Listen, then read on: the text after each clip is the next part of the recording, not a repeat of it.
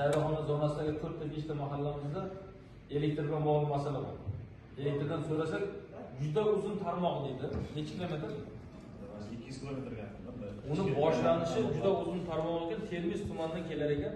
Shu uzun bo'lgani uchun sovuqda, shamolda juda avariya ko'p bo'ladi. Bir kun, 2 kunlab suvga o'tirib qolyapti shu yerda. Shu muammoni yechish uchun boshqa muammo, keyin ikkinchi muammosi bor, suv yo'q. Bitta yagona suv yo'q joy shu yo'q. Bo'lmasam Xalqobodda eng chekkasigacha suv olyapti hozir. Ikkita masalasi bor. Shuni hal qilish uchun biz qarorga kirgizganmiz.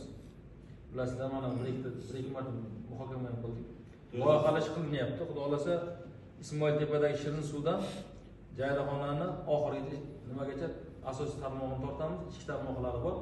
Keyin asosiy tarmoqqa shunday qo'shsak, toza ichimlik suvi bilan uyigacha kirib boradi. Narigi 5 ta mahalla. Ikkinchi muammosi podstansiya qilyapmiz u yerda, Oqtepa so'ng'orning bo'yida.